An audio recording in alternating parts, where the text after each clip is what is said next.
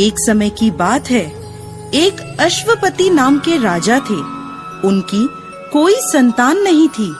राजा ने संतान प्राप्ति के लिए अनेकों यज्ञ किए, जिसके फलस्वरूप उन्हें एक तेजस्वी कन्या की प्राप्ति हुई। राजा ने कन्या का नाम सावित्री रखा।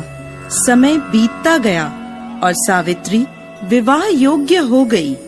एक दिन राजा ने सावित्री से कहा, सावित्री, अब तुम विवाह योग्य हो गई हो, इसलिए स्वयं अपने लिए योग्य वर की खोज करो। पिता की बात मानकर सावित्री मंत्रियों के साथ यात्रा पर निकल गई। अनेक ऋषियों के आश्रमों, तीर्थों और जंगलों में घूमने के बाद वह राजमहल लौट आई। संयोगवश उस समय उसके पिता के साथ देवर्षि नारद भी थे। सावित्री ने उन्हें प्रणाम किया। राजा अश्वपति ने सावित्री से उसकी यात्रा का समाचार पूछा। सावित्री बोली, पिताजी, तपोवन में अपने माता पिता के साथ निवास कर रहे सत्यवान मेरे लिए योग्य हैं। मैंने मन से उन्हें अपना पति चुना है। सावित्री की बात सुनकर देवर्षि नारद चौंक उठे और बोले, राजन, सावित्री ने तो बहुत बड़ी भूल कर दी है। यह सुन अश्वपति चिंतित हो गए और बोले, हे देवर्षि, सत्यवान में ऐसा कौन सा अवगुण है? इस पर नारद जी ने कहा, राजन, सत्यवान के पिता शत्रुओं के द्वारा राज्य से वंचित कर दिए गए हैं। वह वन में तपस्वी जीवन व्यतीत कर रहे हैं और अपनी दृष्टि खो चुके हैं। राजन, सबसे बड़ी कमी यह है कि सत्यवान अल्पायु है। 12 वर्ष की आयु में से अब उसके पास केवल 1 वर्ष की आयु शेष रह गई है। नारद जी की बात सुनकर अश्वपति ने सावित्री को समझाया कि वह किसी दूसरे उत्तम गुणों वाले पुरुष को अपने पति के रूप में चुन ले।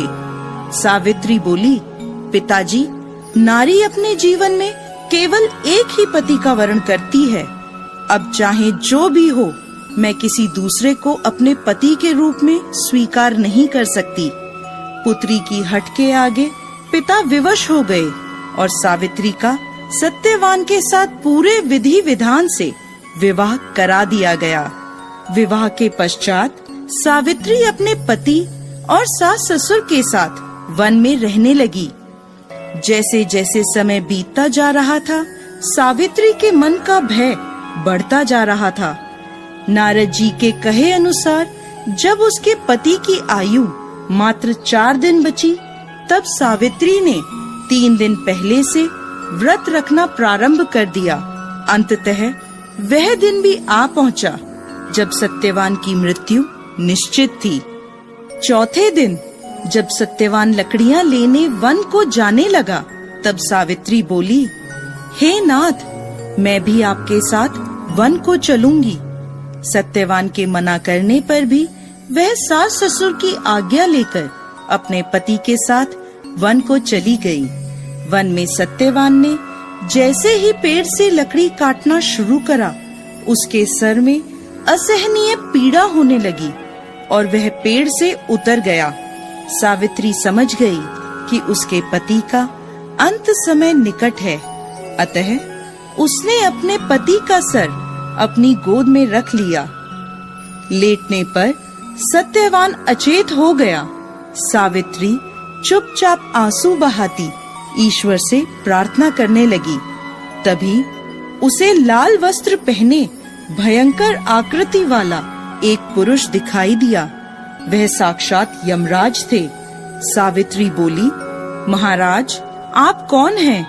यमराज ने उत्तर दिया, सावित्री, मैं यमराज हूँ और तुम्हारे पति के प्राण हरने आया हूँ। सावित्री बोली, प्रभु, सांसारिक प्राणियों को लेने तो आपके दूत आते हैं, क्या कारण है कि आज आपको स्वयं आना पड़ा? यमराज ने उत्तर दिया, सावित्री, सत्यवान धर्मात्मा तथा गुणों का सागर है। मेरे दूत इन्हें ले जाने के योग्य नहीं हैं, इसलिए मुझे स्वयं आना पड़ा। ऐसा कहकर यमराज ने सत्यवान के शरीर से प्राणों को निकाला और उसे लेकर वह दक्षिण दिशा की ओर यमलोक को जाने लगे। सावित्री भी उनके पीछे पीछे चल दी। सावित्री को अपने पीछे आता देख यमराज बोले, सावित्री, तुम मेरे पीछे कहाँ आ रही हो? सावित्री बोली, मेरे पति जहाँ जाएंगे मैं भी वहीं जाऊंगी, यही मेरा धर्म है। यमराज के बहुत समझाने पर भी सावित्री नहीं मानी। उसके पतिव्रता धर्म की निष्ठा को देखकर